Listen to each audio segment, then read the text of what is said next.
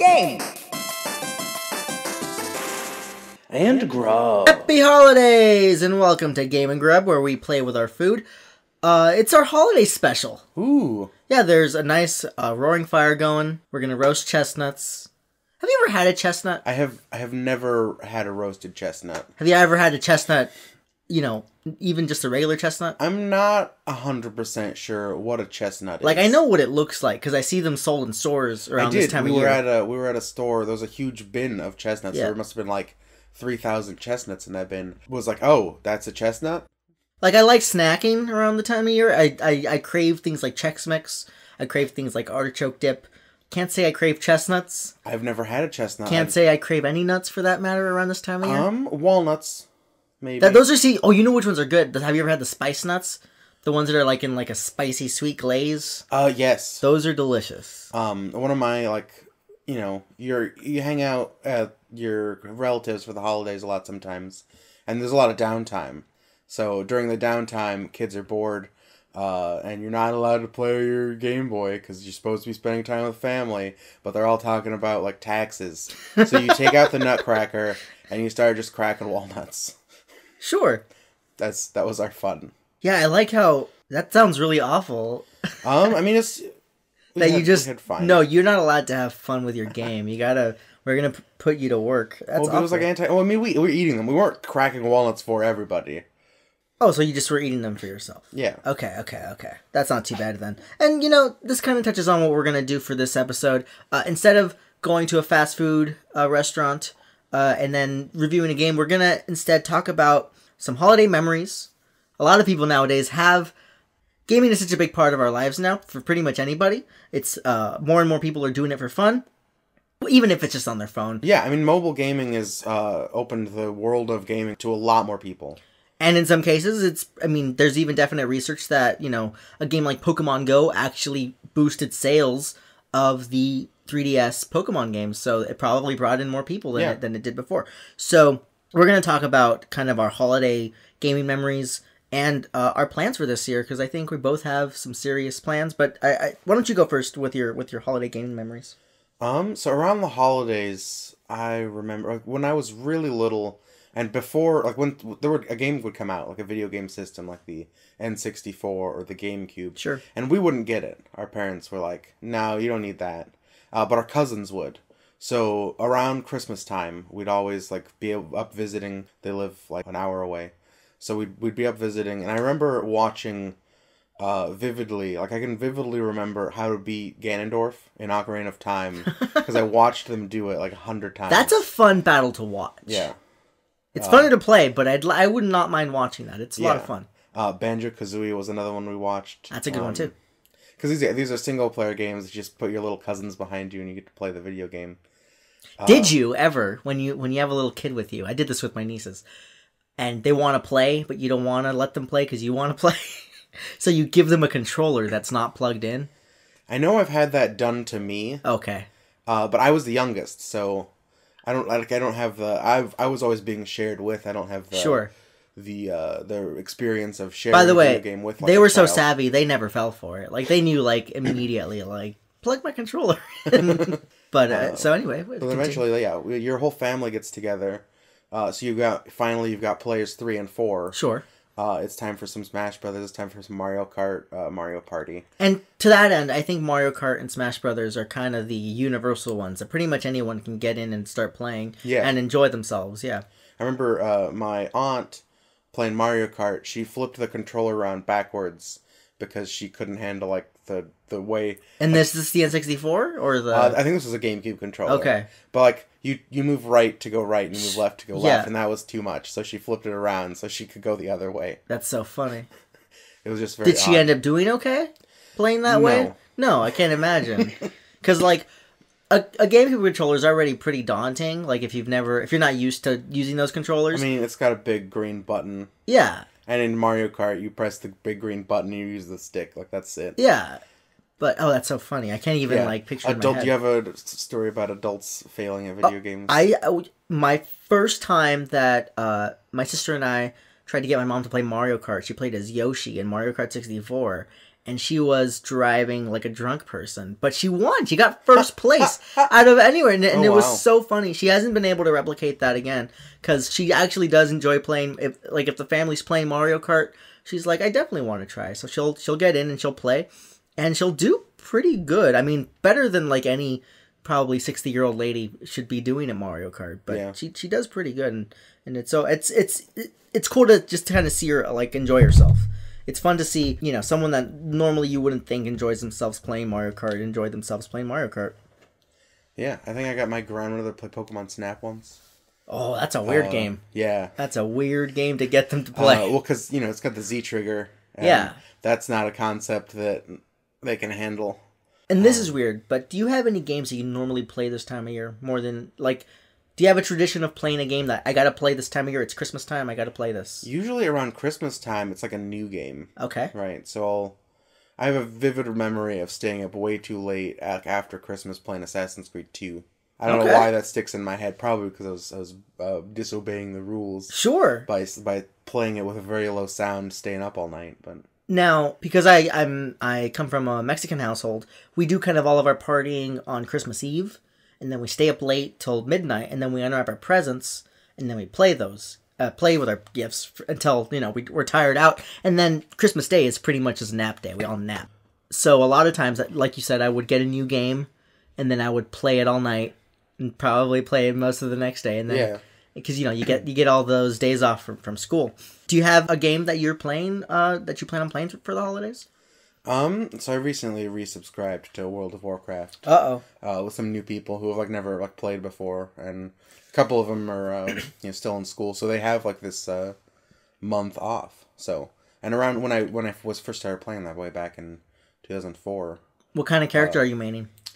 I know very little about World of Warcraft. Currently, I'm concurrently maining several characters. Oh, several, okay. Just because none of them have played before. So we're all leveling up 1 to 110, 1 to 100, 1 to 110.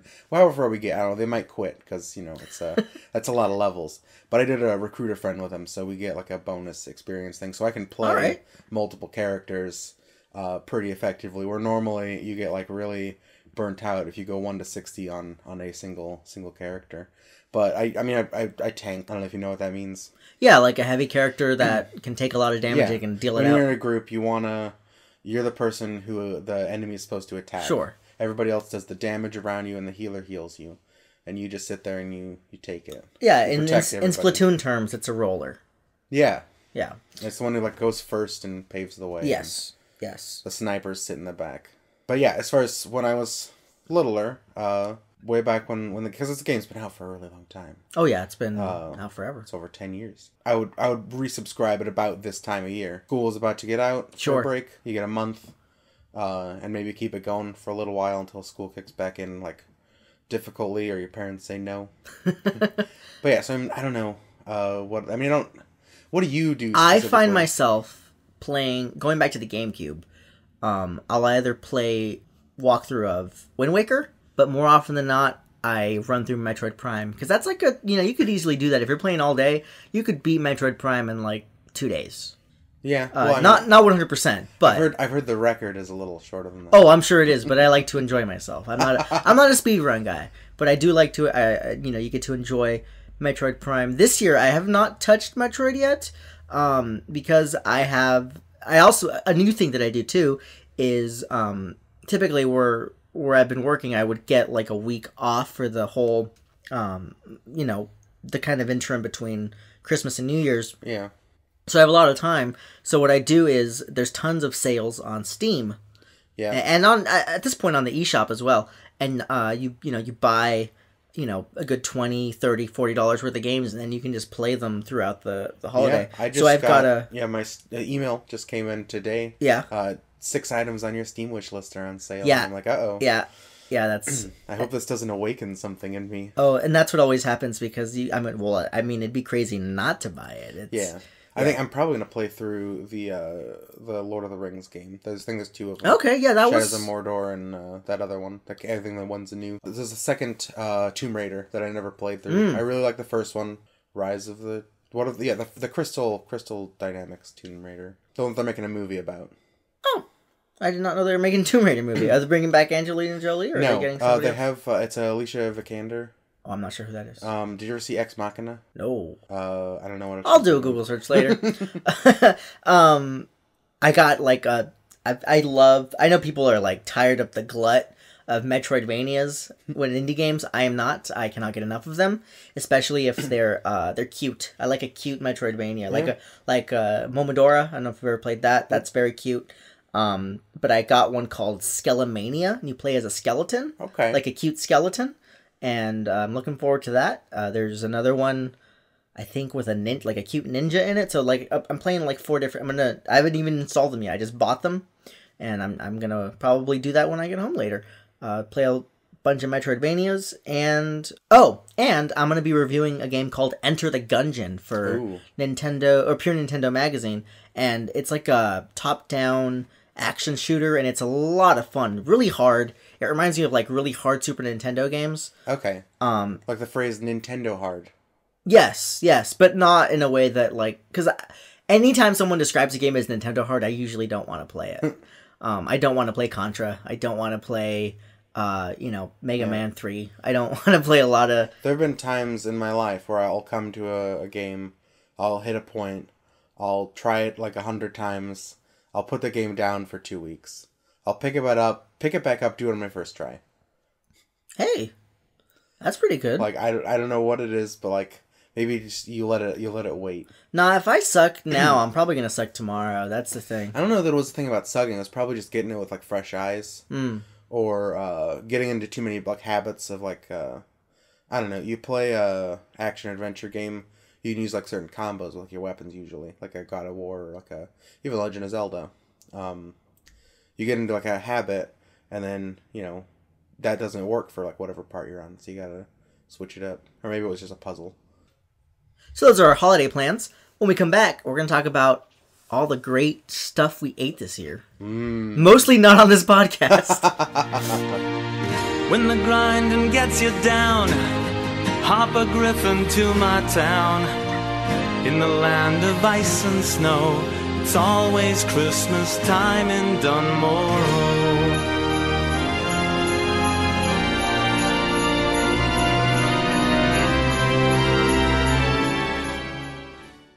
And we're back. And a lot of holiday episodes, usually with review shows, go over like what the best and sometimes the worst things of the year were. And we started this as like this would be like our halfway season break, because we started in like the fall. So, but we can still look back at what we ate this year. Sure, because we ate a lot this year, and I think it's what led us to make this podcast. A little bit. Because we found ourselves eating a lot.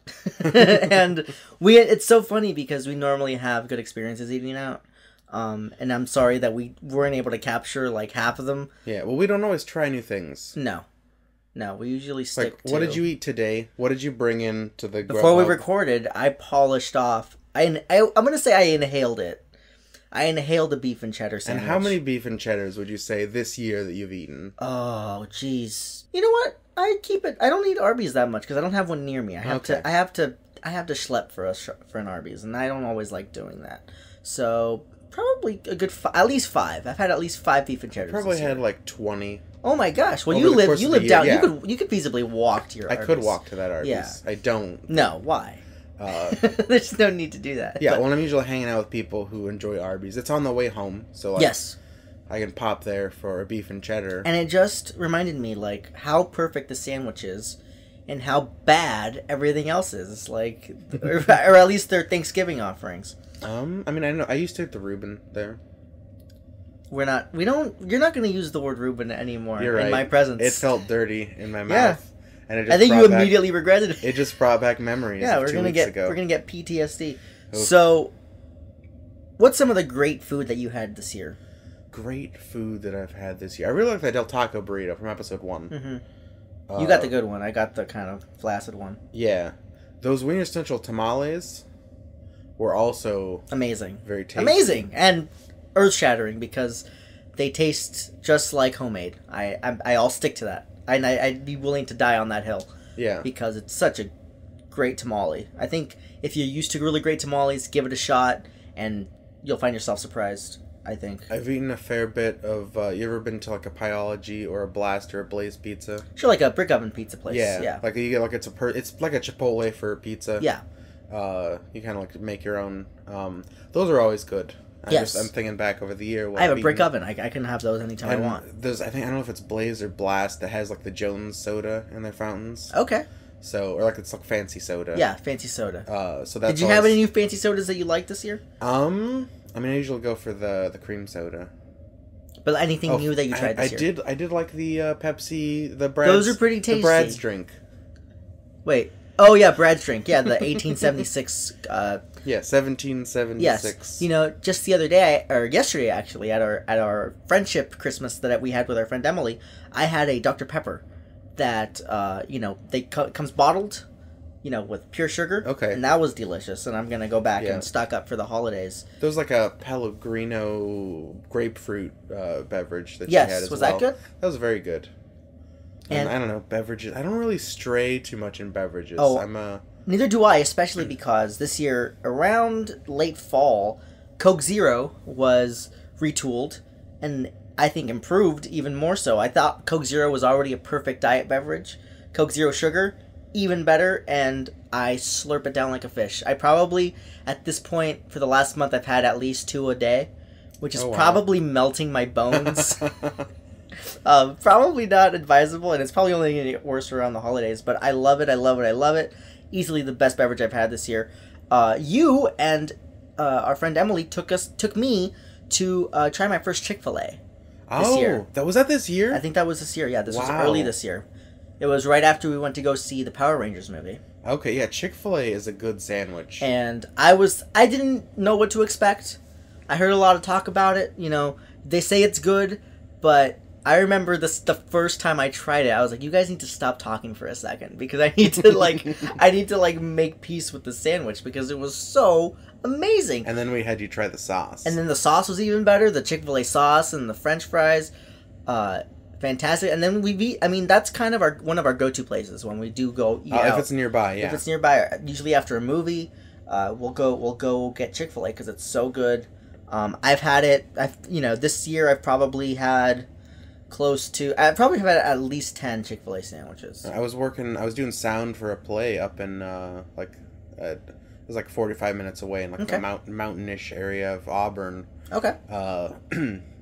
That there was a Chick-fil-A nearby, like on the way, and we would get out like late enough to where, like if I were to go all the way home, like there wouldn't be anywhere else to stop.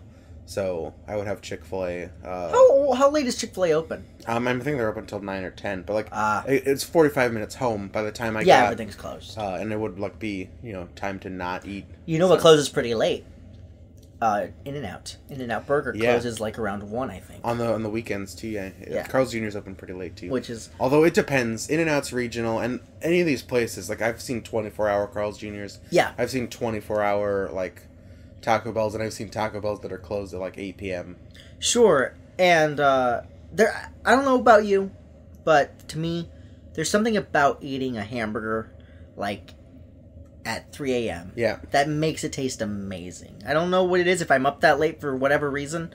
It's amazing. I love a late night hamburger. So the queso from Del Taco, also a win. Yeah. I would say the queso from Del Taco was, because especially if you eat it right after, it was like a week or 2 after I had the Chipotle queso, which was bad. The queso from Del Taco was great. I find myself getting the Carl's Jr. $5 box a lot this year. Me too. We should probably do that for a future episode, but yeah, because it's fairly new. It's come out in the last year. It's on the list. And I gotta tell you, it's a big hit because I see it advertised everywhere. So I assume that's a big hit. I don't know if that's. I assume. And everyone that I know that eats Carl's Jr. can't stop raving about it. What do you normally get? I usually get the first one because it. What comes in that one? It comes with the double cheeseburger, the cookie, fries, a drink, and a hot dog. Yeah. The hot dog, you can't rave too much about it. It's not the first time Carl's Jr. has had a hot dog at their rrestaurant. No, they had that all-American picnic burger. They cycle it in every once in a while. Oh, that thing was a monstrosity. That was a monstrosity. Yeah. I didn't need mustard. Yeah, looking at it gave me diarrhea. Just looking at Did you ever have it? No, my friend Anthony did, though, Yeah. and he has nothing kind to say about it. I don't think he's been inside a Carl's Jr. since then. Oh, wow. Yeah. I ordered it once, wasn't crazy about it. I got it the next time with no pickles or mustard, and it was better. I don't know. Oof. It's a cheeseburger with a hot dog on top of it. It's like split. it's unnecessary, is what it is. But the bun was like a little dry on the hot dog in the $5 box. But usually when I'm getting it, it's like right before work, and I work like the night shift. Well, see, so yeah, like you want like. Usually when you're starting work, like it's like I should have eaten, and then halfway through work is like I should also be eating something, because it's just at that weird time of day where you two meals should be split. Sure. So I'll take the hot dog, throw it in like the fridge, and then heat it up in the microwave with a cup of water. Get the bun to be a little less dry and kind of effectively softer. steaming it. Yeah. And then it's fine. It's a hot dog. It's like there's not much to rave about. Or do anything. I think a hot dog. Cookie's always good. been good. Cookie's great. Yeah. You can't go wrong with a cookie, unless it's Mother's cookies, which are awful. They taste like sadness. Yeah, the only thing they're good for is like, I please take this dollar away from me. I have too many dollar bills. They're good. It's good as building material. Or like if you have like a home intruder, you can throw those like oatmeal iced ones at them. Yeah. They're as hard as rocks. What do you get? The $5 box. I get the one that has the least amount of food, which is just it comes with fries and onion rings and a double cheeseburger and a cookie and a thing. And I like the onion rings a lot. I kind of rediscovered onion rings because of it. I tried to get that one once, and they were like, "Oh, I don't understand what you're talking about. Onion rings in a $5 box." Well, because they have the numbers now, so I just ordered by number. But I guess you might have been at a particularly difficult Carl's Jr. Yeah, and they ended up like, "I'll give you a side of onion rings," and then I don't know what. But here's what I do. Here's what I do to hack it. This is my cool hack, because I love the Famous Star with cheese. That's a pretty perfect burger as far as I'm concerned. But the double cheeseburger, you can approximate the Famous Star if you ask them to add lettuce and tomato, and they're more than happy to do that. Sometimes they charge you, sometimes they don't. Okay. I guess it just depends on who's running the cashier, and that'll give you a pretty close approximation to a Famous Star. It's a little bit smaller than a Famous Star. Yeah, no pickles. No. Oh, I forgot about the pickles. Doesn't it come with pickles? Doesn't the double cheeseburger? I don't think it does pickles come on with pickles. I want to say it Carl's does, Jr. is like the only place that'll use sweet pickles, right? I don't know what kind of pickle it is. I know it's a pickle, but I don't know what kind of pickle it is. Or at least they used to. I don't know. I haven't got. But that's I usually get the famous, the Western bacon cheeseburger, or the Big Carl. I've become Big Carl's great. I like the Big Carl almost as much as I like the Big Mac, which I think is what the answer to it. I remember the commercial for the Big Carl was just like double meat, double cheese, la la la la la, because they're making fun of the Big Mac song. Ah, okay. Because I guess I think it might have started with 2 all beef patties, special sauce, lettuce, cheese, pickles, onion, toast, yeah. seed bun. The Big Mac has its own song. Yeah. And they're like, we don't have a song. But it's infectious too. They're like, we have a song to double the meat, double the cheese, la la la. That's not always a selling point, as far as I'm concerned. No, I mean, if you're wanting a lot of food, the Big Carl's like. It depends. If I'm really hungry, I go for a Big Carl. If I'm not really hungry, I go for a Western bacon. Cool. And then this was a crazy good year for video games. Oh yeah, especially if you a Nintendo fan. If you're a Nintendo fan, it was so great. I mean, we're not going to touch too much on it, but Breath of the Wild, yeah, Mario Odyssey, Metroid's probably back. our number one games. Yeah, number 1 and 2 probably. Breath of the Wild, and Mario Odyssey. And I could probably, and you know what? Depending on what time of day you ask me, it would switch. Like, yeah, it really. Metroid was fantastic. Oh my gosh, yeah. Samus Returns. She did return, and she wasn't in a dumb Federation Force game. Yeah. It was a solid, what we wanted for like 10 years now. I think, they could have remade a different game. I think they picked the weirdest Metroid to remake. Yeah, but it was good. But it was still really good. Like, it probably opened that game up to a lot more people. And did you ever play that game? No. The original one? No. I played part of it. It's unplayable. I tried playing the first Metroid too. Completely unplayable. I played the first Metroid when it came free on my 3DS. I don't think I beat it. No, it's... But like I played Zero Mission. It stings the eye. Well, Zero Mission, of course, is perfect. That's a perfect game. Because they took the best Metroid game, Fusion, and they used its engine to make Zero Mission. Of course. Those are probably my 2 favorite. Even still. I think Fusion was the first Metroid game that I really experienced. As I came to it late, and that's also like the last one in the timeline. That's a good one to like start with. Yeah, well, it was very scary. Yeah, and it kind of,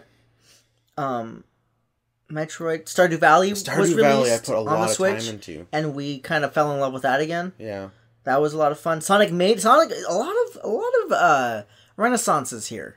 True. Sonic Mania came back and it was good, and then I feel that Sega might have squandered all their loyalty with Sonic Forces, because apparently that was hot garbage.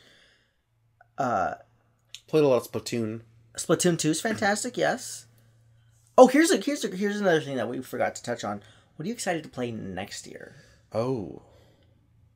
I can think of one thing right now immediately. There's a Kirby game coming next year. That's what I had in my head too.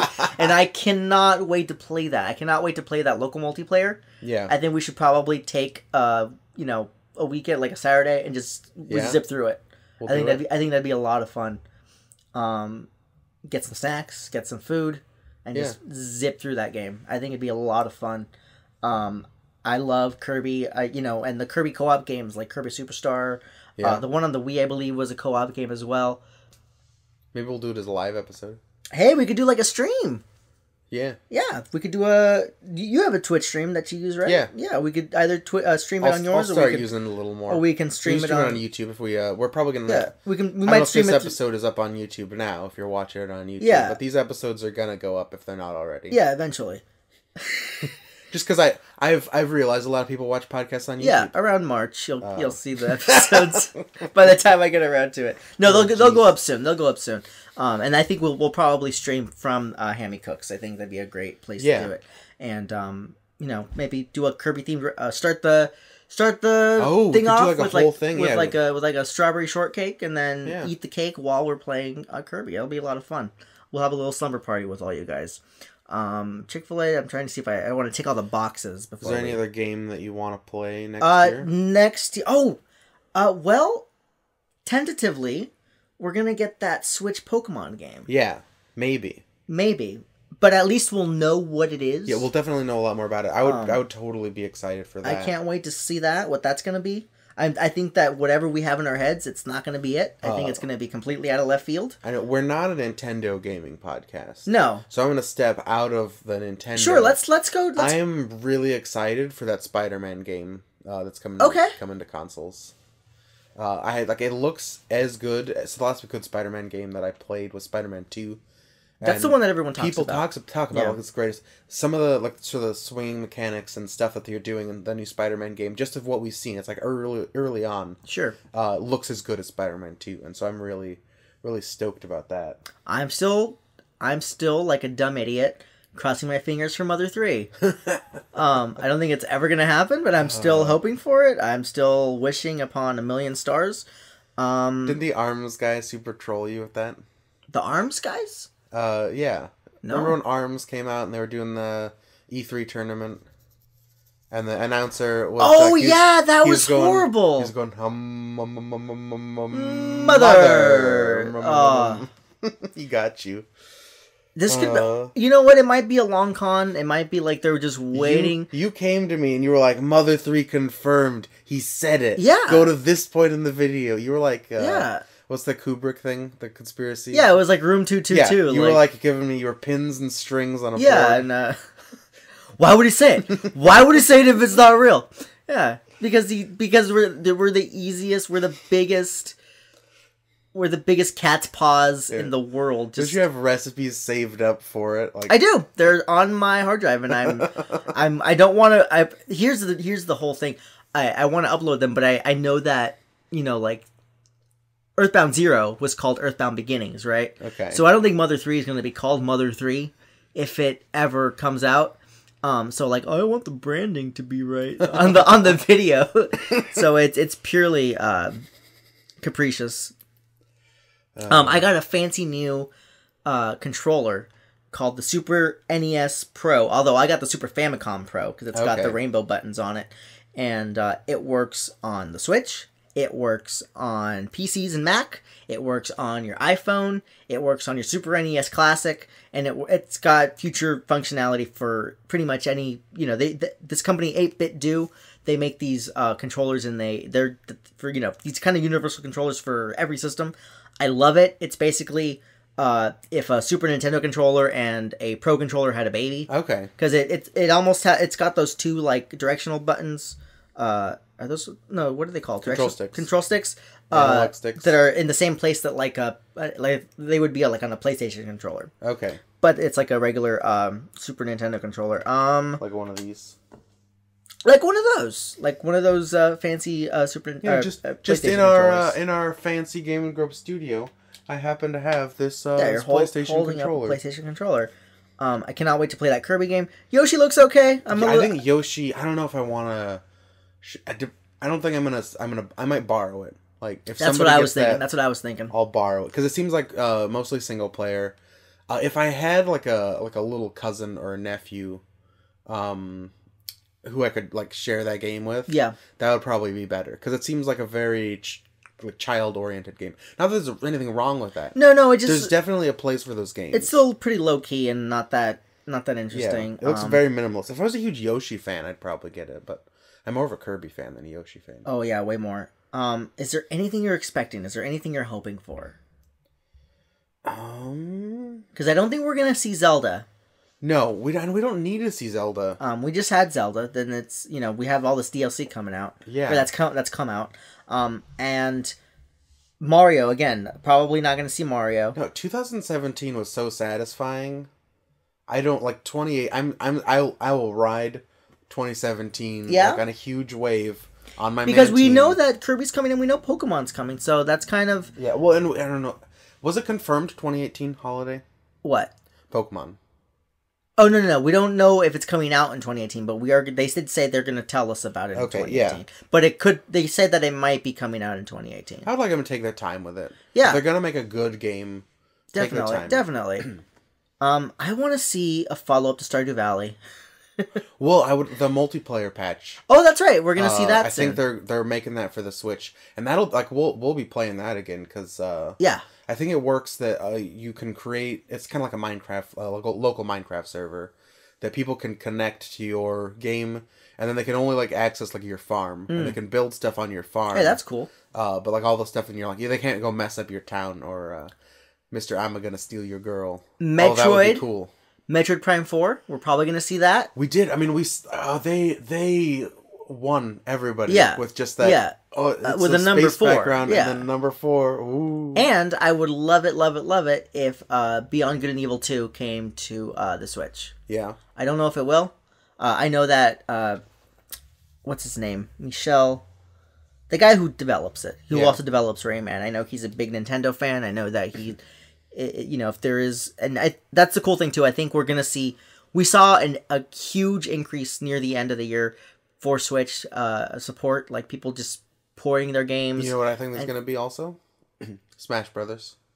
Oh, I forgot about Smash Brothers. How could you forget about Smash Brothers? Well, I mean, we are about due for it. Yeah. If you're going through the regular timeline, I think they're gonna find a way to make GameCube controllers work on the Switch.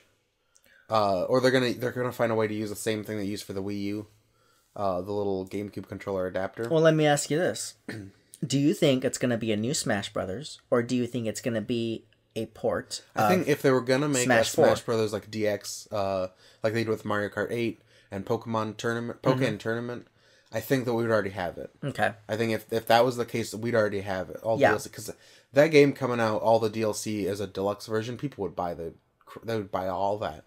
That'd be crazy. But I think they're gonna make a Smash 5. Okay. They made Smash 4, which is what I've been calling it. What year did that come out in? I want to say 2013. Yeah, I want to say that too. 2013. But also, next year will came be out 2018. concurrently on the 3DS. Yes. And the Wii U. Mm-hmm. Nintendo's been consolidating their handheld games and their console games. They made a console that's a handheld. Do you think we'll see a follow-up to the 3DS? Because the 3DS is 8 years going. We already saw a follow-up to the 3DS. It's called the new 3DS. I'm talking like new system though. I don't think so. I think they're gonna move everything over to the Switch. Okay. Like that's... I'm not an industry expert. I know, but do you think they're going like one console? Yeah. Like, I wouldn't hate that. I wouldn't hate that at all. I think, remember when Sony tried to make a portable console? Yeah, it sucked.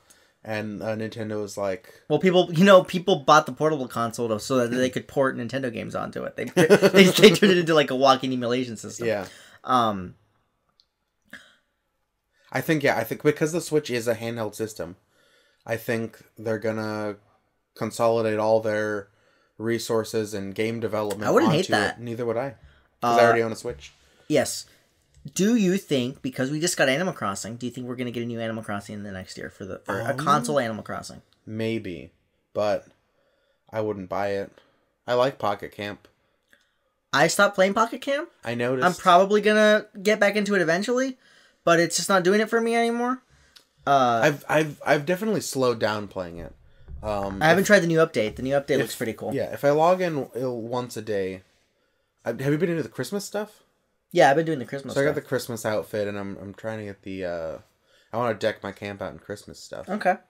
I just... I want a console game. I want an old... I want to capture that magic from the GameCube days. Well, the GameCube... Like, I don't know, that game stole your life. Yeah, it did. And the Animal Crossing games are in real time, so there's an infinite, like... You can't stop playing them. You have to constantly play them.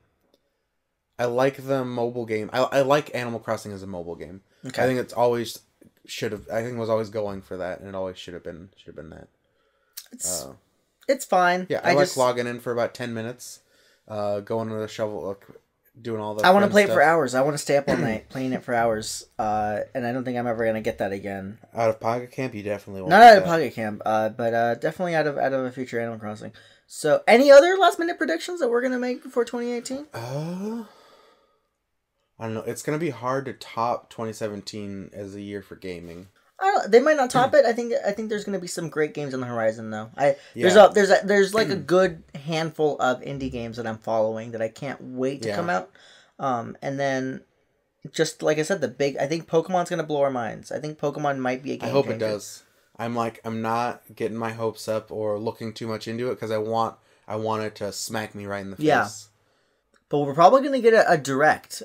In January. We'll get a Pokemon in January. Well, I mean, like a general direct in January. Right, they haven't done one of those in a while. They said that. I think they did say we're gonna touch base in January. Sweet. Again, Mother 3. I'm putting that on my bingo card. Don't put it in the middle. No. It's gonna go off to one of the corners.